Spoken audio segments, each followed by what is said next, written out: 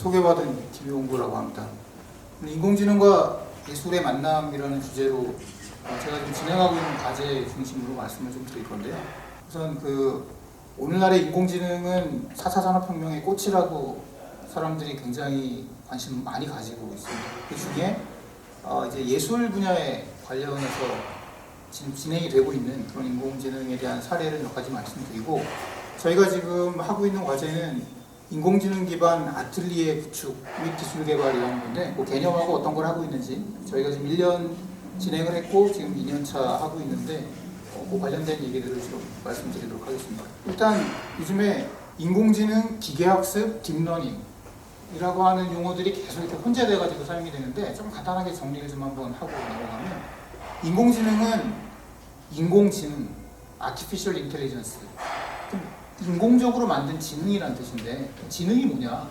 지능을 최근에 한 8가지 분야로 이렇게 분류를 하신 분이 계신데, 그 분류를 보면 음악을 굉장히 잘하는 사람, 미술을 굉장히 잘하는 사람, 수학을 굉장히 잘하는 사람, 이런 게 이제 인간이 가진 지능이에요. 그러니까 뭔가를 되게 잘하는데, 쟤 되게 잘한다. 그런 걸 이게 지능이라고 생각하시면 되겠어요. 그럼 인공지능은 뭐냐? 기계가 그림을 그렸는데 이게 사람이 그린 건지 기계가 그린 건지 모르겠다. 잘 그렸다. 굉장히 좋다. 기계가 자동으로 음악을 만들었는데, 이거 굉장히 좋은데? 이거 밖에 나가면 많이 팔리겠는데? 그러니까 인간이 가진 어떤 지능이라고 하는 거를 기계가 보여줄 수 있는 그런 걸 인공지능이라고 해요.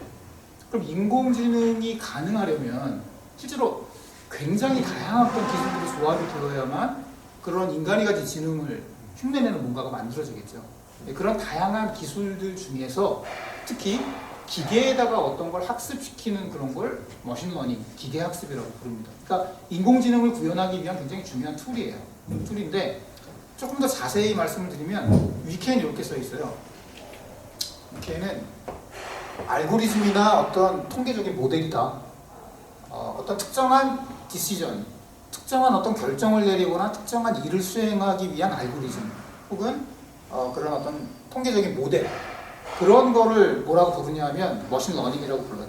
그런 걸 어떻게 개발할 거냐, 어떻게 기계한테 그런 일을 하도록 만들 것이냐 라고 하는 게 머신러닝이고, 그런 머신러닝을 수행하는데 특히 딥 뉴럴 네트워크라는 거를 사용하는 경우에 딥 뉴럴 네트워크를 어떻게 학습시킬 것이냐 라고 하는 게 딥러닝이에요. 그러니까 딥러닝은 머신러닝이라고 하는 큰 분야의 한 분야인데, 이 딥러닝이라는 게 머신러닝을 기존에 한 30년, 40년 사람들이 연구를 굉장히 많이 해왔는데, 최근에 한 5년 정도를 두고 폭발적으로 기존의 기술들을 다 능가했어요. 이제는 딥러닝이라고 하는 걸 가지고 어떤 어플리케이션 하나에다가 이렇게 쓰면 그 어플리케이션이 기존에 이제까지 연구해왔던 머신러닝의 성능을 다 넘어가고 있어요. 그리고 그 기술이 굉장히 폭발적으로 성장을 하고 있는데, 2010년 이후에 미국에서 굉장히 폭발적으로 성장을 해왔고, 거기에는 되게 여러 가지 이유가 있지만 가장 중요한 이유 중에 하나는 하드웨어예요. 그러니까 엔비디아가 굉장히 돈을 많이 벌었는데 그동안, 지금 조금 폭락했지만 굉장히 돈을 많이 번 이유 중에 한 가지가 딥러닝이고요.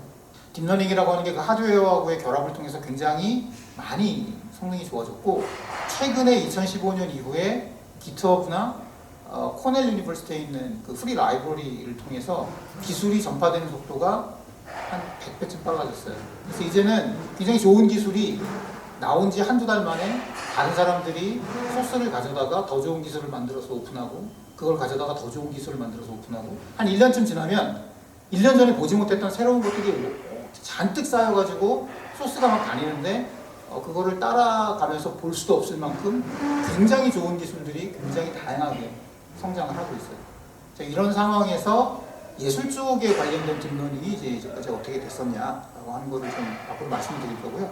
옆에 있는 이 그림은 가트너, 아주 유명한 저죠. 가트너에서 매년 하이프 사이클이라고 하는 거를 발표해요. 하이프는 뭐냐면 광고, 선전, 그런 뜻이에요.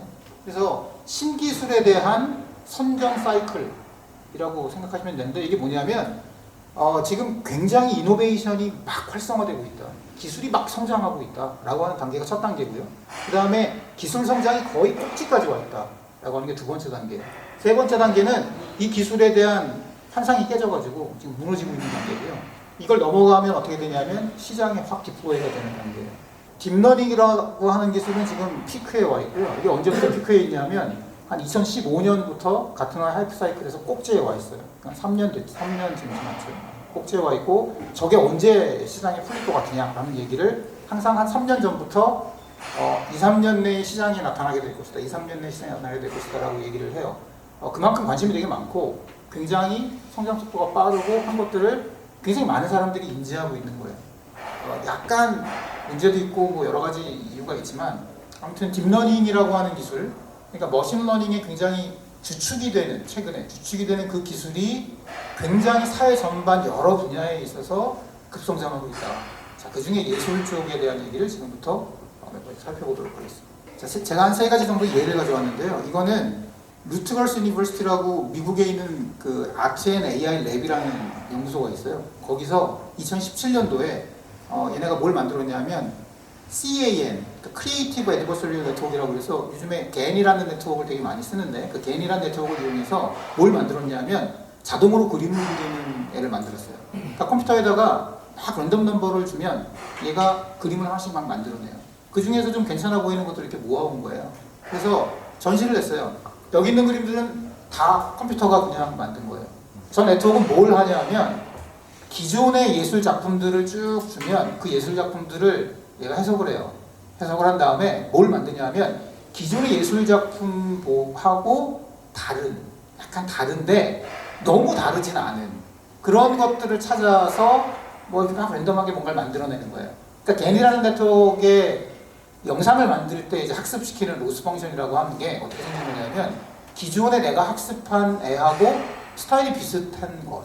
근데 절대로 같으면 안 되고 얘하고 달라져야 되는데 달라지는데 너무 달라지진 않는 것 정도로 수렴을 시켜가지고 그림들을 막 만들어내는데 이걸 전시를 하고 사람들한테 작가가 만든 그 작품들하고 이 캔이라고 하는 네트워크가 만든 작품들을 막 섞어놓고 사람이 이제 만든 작품하고 컴퓨터가 만든 게 있는데 뭐 구분을 해봐라. 이렇게 스티커를 붙여봐라. 파란 스티커, 빨간 스티커 이렇게 줬는데 엉망 아무것도 못 맞췄어요. 사람들이 전혀 구분할 수 없는 수준의 이런 수준의 그림이 나오게 된 거는 최근이 처음이에요. 이런 시도는 여러 번 했어요. 이제까지 굉장히 여러 번 시도를 했는데 한 80%는 기계가 그린 걸 맞추고요. 사람이 딱 보면 이건 아닌 것 같아요. 그럼 이제 그런 걸 집었는데 지금은 거의 구분하지 못한 수준까지 2017년도에 미국에서 전시를 하고 진행을 했던 내용이고요. 또 한 가지 보시면 2016년에 독일의 튜빙겐 대학이라고 하는 데에서 사람들이 이제 이런 걸 만들었어요. 사진을 하나 입력을 주고요.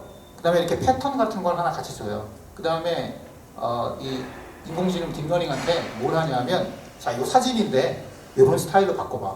이런 걸 시키는 거예요. 시키면 이런 결과를 줘요.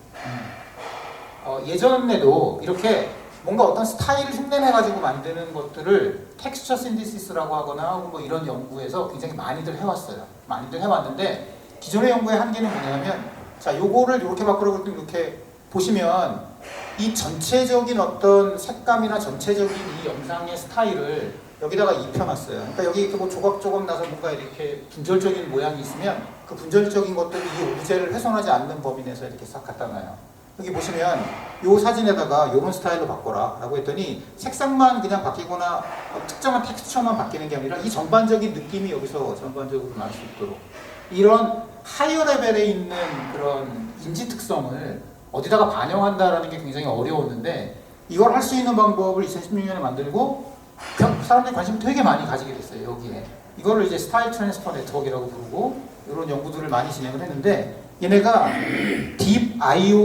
deepart.io라고 지금 이렇게 셀폰에 치시면 아마 나올 거예요. deepart.io라는 웹사이트가 있는데 거기 가시면 자기가 원하는 사진을 자기 사진을 이렇게 올릴 수 있고요. 하나 올린 다음에 옆에 스타일 창에 이제 스타일로 쓸 수 있는 이런 영상들이 잔뜩 들어있어요. 그 중에 하나를 딱 골라가지고 넣고 단추를 누르면 한두 시간쯤 있다가 이메일이 와요. 그럼 거기 가보면 내가 올렸던 사진이 이렇게 스타일이 변형된 게 있어요. 그리고 내가 돈을 좀 내면 저거를 이만하게 프린팅해가지고 액자처럼 만들어가지고 나한테 보내줘요. 혹은 4K 영상 정도 되는 큰 영상으로 쓰려면 조금 돈을 많이 내고요.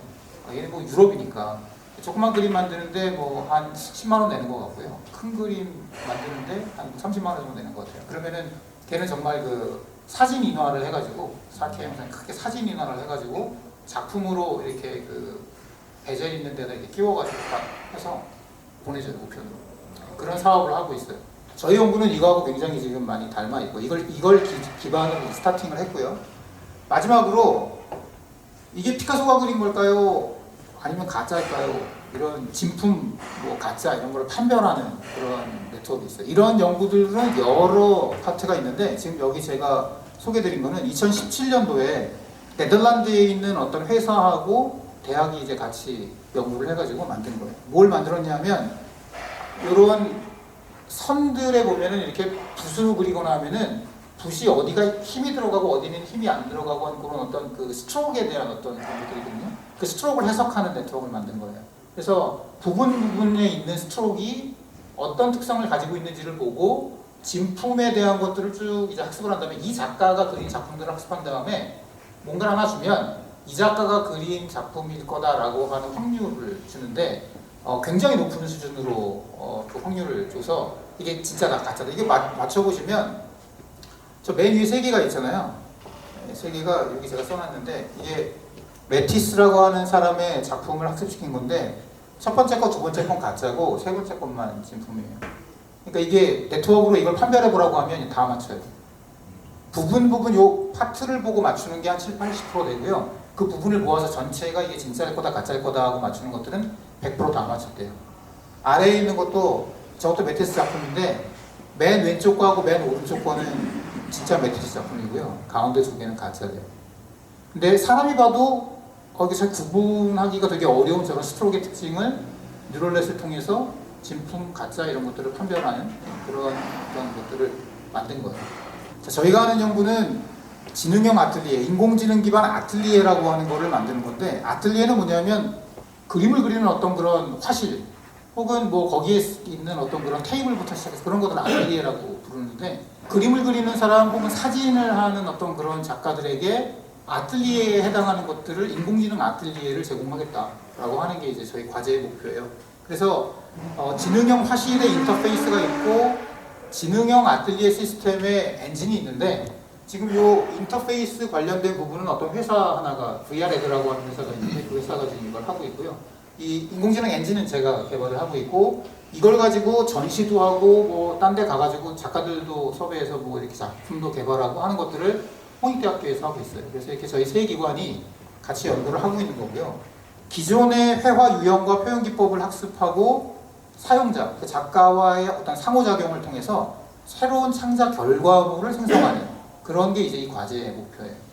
여기까지만 좀 자세히 말씀드리면 이게 저희가 2년 동안 이제 개발을 할 시스템 전반적인 얘기인데 우선 보시면 크게 엔진이 스타일렛이라고 하는 아까 그 보여드렸던 스타일 변환하는 거 있잖아요. 그걸 주축으로 한 스타일 변환 엔진이라는 게 있고요. 기존에는 영상 하나를 학습시키는데 시간이 굉장히 많이 걸려요. 그리고 그걸 빠르게 하는 것들도 있는데 저희는 이제 그거를 비디오까지 확장을 해서 할 수 있도록 하고 그 다음에 HDTNet이라는 거는 영상에서 사람만 찾아내는 그 세그멘테이션 엔진이에요. 그래서 카메라가 있으면 사람들이 왔다 갔다 하면 사람만 이렇게 딱 따가지고 마스크를 제공해줘요. 그럼 그 마스크에다가 비디오 스타일 변환을 입혀서 스타일을 변환시키고 그거를 어디다 같이 뿌려요. 저희가 뭐 어떤 걸 하려고 그러냐면 이제 뭐 정조대왕 행차도 뭐 이런 그림이 있어요. 그거 이제 앞으로 아마 올 10월이나 12월쯤에 저희가 그 국립현대박물관 앞에서 지금 전시를 할 예정으로 있는데 벽에 이제 커다랗게 8K 뭐 영상 같은 거 한 모니터 한 8개 붙여가지고 큰 어떤 거기다가 그 행차도를 이렇게 뿌려요. 사람이 이렇게 지나가면 카메라가 나를 딱 디텍트해서 나를 행차도하고 적절하게 잘 맞을 수 있는 스타일로 나만 딱 따서 변환을 시킨 다음에 행차도 그 사람들 옆에다가 나를 갖다 붙여요.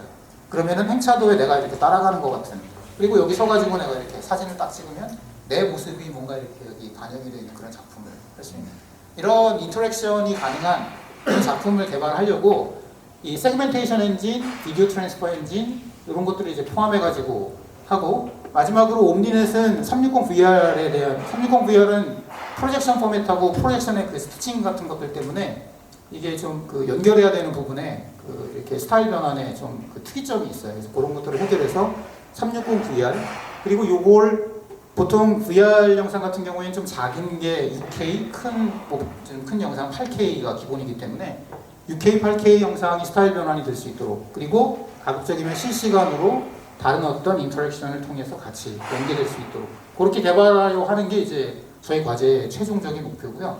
저희가 이거 기반으로 비헤이비어 모델하고 인셉션 네트워크라는 게 하나 있는데 이게 이제 2000년도에 개발한 건데 이건 뭐냐면 작가가 뭔가 이 아틀리에를 써가지고 계속 작품 활동을 하면 이 사람이 어떤 작품들을 주로 했는지를 얘가 자동으로 이렇게 학습을 한 다음에 어떤 걸 주면 네가 이제까지 작품을 했던 그런 카테고리로 보면 이런 걸 작품을 했어. 그리고 요런 네가 안 했는데 얘네 둘의 어떤 중간 정도에는 뭐 이런 거야. 그러니까 어떤 작가가 사랑이라는 어떤 주제를 가지고 뭐 이렇게 작품을 막 했어요. 이 아틀리에를 써서. 그리고 또 이렇게 증오라고 하는 주제를 가지고 작품을 막 했어요. 우리가 원하는 건 뭐냐면 애증이라는 작품이 어떤 모양일 것이다를 보여주고 싶은 거예요. 뭐 그런 식으로 작가가 이제 작업을 한 어떤 그런 내용들을 얘가 이제 자동으로 학습을 할 수 있도록 비헤이비어 모델이라고 하는 거를 우리가 만들었고요. 그 다음에 이 비헤이비어 모델에 따라서 이 사람의 작품들을 분류한 다음에 그렇게 만든 작품들을 따로 모아서 저희가 스타겐이라는 걸로 따로 얘들을 학습을 시켜가지고 각 작품들이 파라미터를 통해서 제너레이션 될 수 있도록 겐 네트워크를 만들었어요.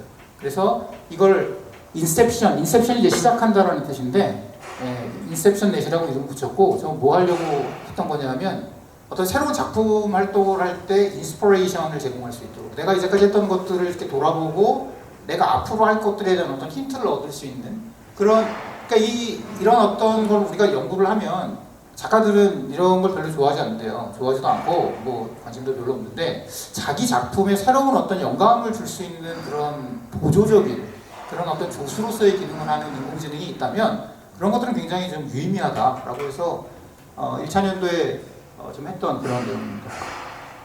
촬영 목표가 뭐 이렇게 360 VR이든지 저렇게 아까 말씀드린 인터랙션 관련된 그런 부분 뭐 이렇게 해서 저희가 통합 관리 시스템을 하나 만들어가지고 작가들이 이 시스템을 통해서 뭐 VR 작품도 하고 다른 작품도 하고 그런 것들이 이게 학습도 돼가지고 어떤 인셉션도 만들어지고 그런 것들을 통합적으로 운영할 수 있는 그런 시스템을 만드는 거고요. 저 통합 시스템은 이제 아까 저희 세 기관 중에서도 회사 쪽이 담당하고 관련된 인공지능 엔진들은 다 제가 개발을 하고 그걸 가지고 실제로 좀 이렇게 활용하는 또 활용성 그 다음에 실제 전시도 해보고 뭐 이렇게 쓰는 그런 것들을 이제 홍대에서 진행을 하도록 되어 있습니다. 크게 저희가 요 1차년도에는 이렇게 태블릿을 기반으로 해가지고 인터페이스를 만들었고요. 그게 이제 작가들이 어디 가서든지 자기가 원하는 것들을 사진을 찍어서 뭔가 이렇게 그 에스키스 같은 것들을 해볼 수 있는 그런 것들을 서버는 이제 딴 데 있지만 탭으로 들고 다니면서 어디서든지 이런 것들을 할 수 있도록 하기 위해서 모빌리티를 위해서 일단 탭으로 저희가 만든 인터페이스 화면이고요.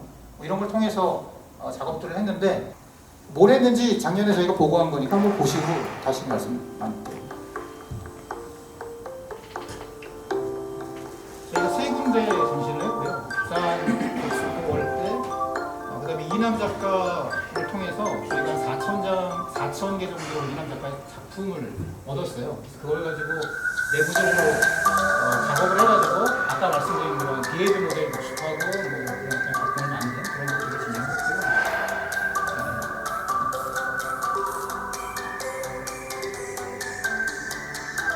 스타일 변환에서 이거 보시면 항상 풍경이 되게 잘 나와요. 근데 사람을 가지고 있거든요. 왜 자꾸 사람을 가지고 하냐? 그게 저 뒤에 보시면 저게 4,000개 이남 작가 작품 봄여름가을 겨울 가지고 작품을 만든 거예요. 저걸 가지고 우리가 투자를 했고 사람을 한 이유는 사람이 일단 대상에서도 그렇고 미술에서는 기본이래요. 그래서 사람에 대해서 뭔가 적용을 하고 사람에 대해서 인사이트를 주는 게 훨씬 중요하다고 해서 일단 모든 걸 다 사람을 기준으로 해가지고 저희가 작업을 진행을 했고요. 이렇게 8,000개의 작품을 실제로 홍대에서 작년에 만들었어요. 네, 부산에 저희가 부스를 설치해서 사람들한테 저걸 쓰게 하고 어떤 그 피드백도 받고 그 다음에 그 사람들이 찍은 영상들을 우리가 연구자료로 쓰겠다고 해가지고 저런 것들을 그 서명을 다 받아가지고 채집한 데이터들을 기반으로 사용했고 홍대에서 문자전을 한 적이 있는데 그 문자전에서 저희가 저걸 배워가지고 같이 또 작품을 썼고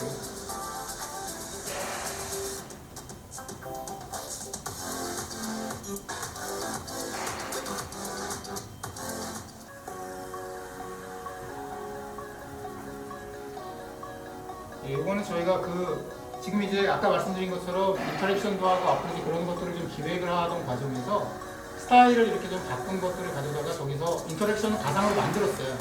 그리고 사람들한테 이렇게 보여주고 피드백을 받아서 아까 그 2000년도까지 우리가 개발하겠다고 했던 그 전체 범위가 이제 형성이 된 거예요. 그러니까 그런 것들이 있으면 되게 좋겠다라는 의견이나 그런 반응, 작가들의 어떤 그런 요청 같은 것들이 많았던 거고, 지금 여기는 좀 자랑하려고 잔뜩 붙여놨는데 뭐 자랑할 건 아니어서 저희가 연구를 어떤 걸 했냐, 일단 그 스타일 트랜스퍼 네트워크의 기존에 가지고 있던 어떤 문제점들을 여러 개 해결을 했어요. 그래서 거기 뭐 그런 내용이고요. 그 다음에 저걸 처음에 저렇게 만들었더니 야, 저렇게 해가지고는 쓰지 못하겠다. 내가 원하는 오브제만 따서 오브제만 변환시킨다든가, 오브제를 따고 백그라운드하고 오브제에 서로 다른 스타일 영상을 줘서 걔를 이제 한꺼번에 변환시킨다든가, 그런 식의 어떤 추가적인 기능이 필요하고, 변환을 한 다음에도 포스트 필터로 보통 이제 오일 페인팅이나 뭐 워터 물감 같은 어떤 그런 효과나 그런 그 포스트 필터 같은 것들을 적용해서 굉장히 좋은 어떤 그 결과를 얻은 논문들이 있거든요. 그래서 그런 부분들을 저희가 다 반영을 해서 구현을 했고, 요건 올 초에 했던 건데, 저런 영상이 한 2K가 넘어가면 GPU 하나에서는 안 돌아요. 그럼 저걸 이제 쓰려면 실제로 AWS 같은 데에다가 돈을 내고 이제 돌려가지고 써야 되는데, 저 좀 실용성, 활용성을 높이려고 저희가 이거를 나눠가지고 되게 한 8K나 8K 이상이 되는 리밋, 그 사이즈의 리밋이 없는 그런 영상을 트랜스퍼할 수 있는 알고리즘을 만들어가지고 구현을 했어요.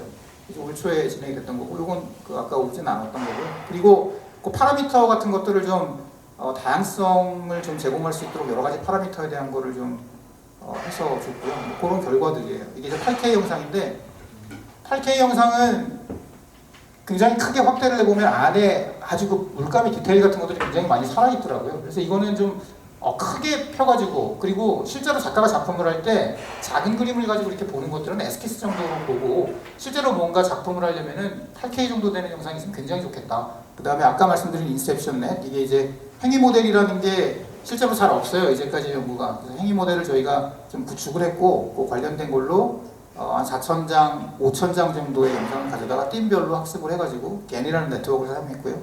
그래서 이렇게 스타일링을 할 수 있도록 스타겐을 써가지고 입력 데이터에 따라서 이렇게 서로 다른, 그러니까 이 사람이 이제 봄, 여름, 가을, 겨울이라는 주제를 가지고 뭔가 작품을 했으면 그때 썼던 어떤 그 영상들이나 이런 것들이 있어요. 그래서 그것들을 가져다가 영상에 봄이라고 하면 이 사람이 작품을 했던 걸 보면 봄은 저런 어떤 영상으로 작품을 했고, 여름, 가을, 겨울 이게 이제 나올 수 있도록 하나의 네트워크에서 나올 수 있도록 그렇게 구축을 한 거고, 거기에 파라미터를 주게 되어 있기 때문에 파라미터 쪽의 데이터를 막 이렇게 흐트러뜨리면, 혹은 봄하고 여름의 중간 정도의 파라미터가 되도록 막 얘를 바꾸면 그 중간 정도의 어떤 데이터가 나올 수 있는 그런 모양이 되고, 또 여기 뉴럴 네트워크에 보면 잠재 계층이라고 해서 데이터를 이렇게 좀 하이 레벨에서 바라보는 그런 데이터 피처라고 하는 게 있거든요. 그 계층에서 또 어떤 데이터들을 좀 변환시켜가지고 볼 수 있도록 그렇게 했고, 아까 말씀드렸던 이제 2000년도에는 지금 이제 개발을 하고 있는 건데, 비디오 트랜스퍼, 영상이 아니라 비디오의 그 움직임이 좀 자연스럽게 표현될 수 있는 비디오 트랜스퍼 네트워크, 그 다음에 이렇게 세그멘테이션, 영상이 있으면 실시간으로 그 영상에서 사람만 찾아가지고 사람에 대한 어떤 세그멘테이션 매스크만 이렇게 뽑아내는 그런 네트워크 지금 하고 있고요. 360VR에 있는 걸 처리하는 이런 것까지. 그리고 요 360에 대한 거를 2000년도에 개발했던 엔진을 가지고 작품을 해서 지난번에 상을 받았다고 그러는데, 그 영상을 하나 보여드릴게요. 제목은 거장 아티스트의 한국 나들이라는 제목으로 했어요. 그러니까 이제 내용은 뭐냐면, 김포평야나 서울에 있는 그 풍경을 만약에 뭐 고흐가 와서 봤으면 고흐의 그림 스타일로 어떻게 걔가 표현이 됐을까? 만약에 클림트가 와서 얘를 봤으면 클림트의 스타일로는 이 김포평야가 어떻게 보일까? 뭐 이런 것들을 그런 해외의 어떤 거장들이나 동양화의 어떤 거장들이 바라본 그 풍경을 360 VR로 이렇게 볼 수 있도록 360 영상을 이제 스타일을 다 변환을 해가지고 이렇게 360 VR을 편집을 해가지고 영상을 만든 겁니다. 독창적인 양식을 띱니다. 김홍도의 풍속화에는 박진감 넘치는 구성과 예리한 관찰, 인간적인 따뜻한 시선이 담겨 있습니다.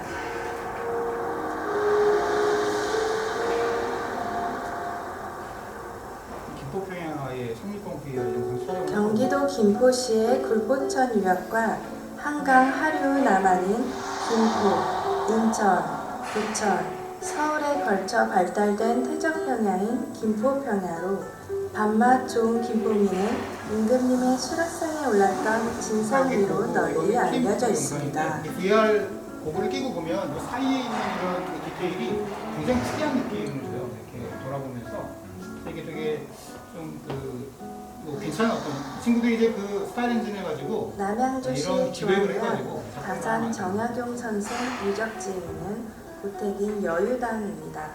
건물 자체는 화려하지 않으면서 단정한 느낌을 주고 있습니다.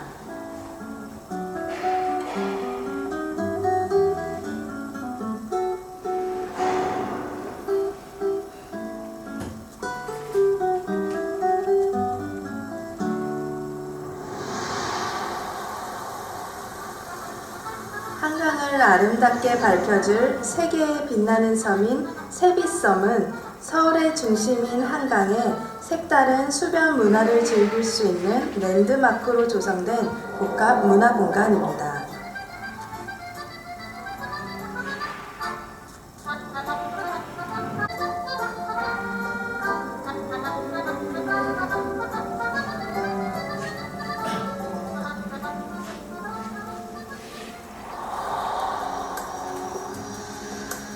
경복궁에 있는 국보 제224호로 지정되어 있는 조선 후기의 누각인 경회루는 나라의 경사가 있을 때 연회를 베풀기 위한 곳이었습니다.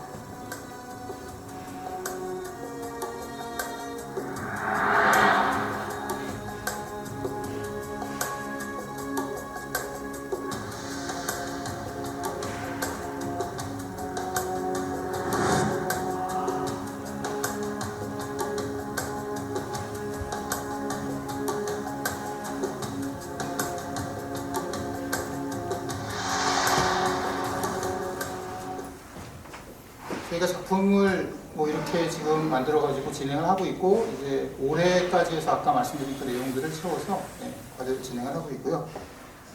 결론으로 좀 한 가지 말씀을 드리고 싶은 게 있는데 딥러닝, 머신러닝 부분이 아까 말씀드린 것처럼 지금 한 3년 넘게 거의 이게 계속 여기 있다는 얘기는 어떤 면에서 보면은 터질 것 같은 그런 느낌을 사람들이 계속 받고 있는 거예요. 각 분야의 전문가들이 계속 여기에 있으면서 곧 시장으로 나올 것 같다고 하는데 시장에는 천천히 나와요. 조금씩 나오고 지금 뭐 5G하고 연계해가지고 스마트 팩토리나 뭐 다른 어떤 어플리케이션에서도 딥러닝은 굉장히 중요한 어떤 이슈로 돼 있고 4차 산업혁명이 굉장히 중요한 부분이라고 해요. 자, 그러면 이런 상황에 아트마저도 뭐 이렇게 어떤 조수의 역할로서 딥러닝을 쓰는 이런 상황에 4차 산업혁명의 산업혁명이라고 하면 어떤 기술이 혁명적으로 생산수단의 어떤 그런 효율을 증대시키는 거예요. 증기기관이 그랬고요. 서비스 산업이라고 하는 게 그랬고 이제 인공지능이 4차 산업혁명의 중심이 된 거예요. 그러면 뭔가 굉장히 혁명적으로 생산수단, 생산의 어떤 효율성 이런 것들이 개선이 되면 반대로 어떻게 되겠어요? 사람은 거기서 밀려나겠죠. 근데 밀려나는데 이제까지 산업혁명을 잘 생각해 보세요. 2차 산업혁명 때 공장 노동자들이 줄고 공장이 자동화되고 그러면서 사람들이 그래서 인류가 발전을 해왔잖아요. 그러니까 단기적으로는 힘들어질 수 있어요. 준비를 해야 하는데 어떻게 준비할 것인가. 인공지능이 가진 4차 산업혁명은 증기기관이 가졌던 2차 산업혁명과 어떤 차이가 있나. 뭘 준비하면 될 것인가. 뭘 준비하면 될 것인가에서 모든 산업혁명을 거쳐서 다 똑같은 건 뭐냐면 빨리 없어질 그런 것들의 직업보다는 차라리 그 직업에서 그러니까 인간이 다 배제될 수는 없어요. 모든 것에서 인간이 배제될 수는 없는데 인간이 적게 필요한 거예요. 과거보다. 그러니까 많은 사람이 없어지는 거죠. 그럼 어떤 사람이 남아있을까요? 새로운 어떤 생산 도구가 제공해주는 그 기능을, 그 성능을, 그 어떤 능력을 잘 활용해서 나 하나만 가지면 10명이 같이 있을 수 있는 그런 게 한 가지 길이고요. 또 한 가지 길은 이것 때문에 생기는 새로운 산업. 저는 우리나라 4차 산업혁명의 뭐 여러 가지 정책이나 뭐 이런 것들 얘기하는데 처음에 드론 뭐 전문가 무슨 양성 과정을 만들고 막 거기다가 자격증을 준다고 그래서 막 웃다가 그거 웃을 일이 아니구나라고 생각을 했어요. 정부가 해야 할 일인 것 같고요. 무슨 말이냐면 새로운 기술이 어떤 새로운 산업을 형성할 수 있고 새로운 가능성이 있는 것들에 돈을 쓰는 게 맞고요. 소프트웨어 교육을 전반적으로 확산을 시켜서 사람들 보고 막 이걸 배워가지고 이걸 하라 그래요.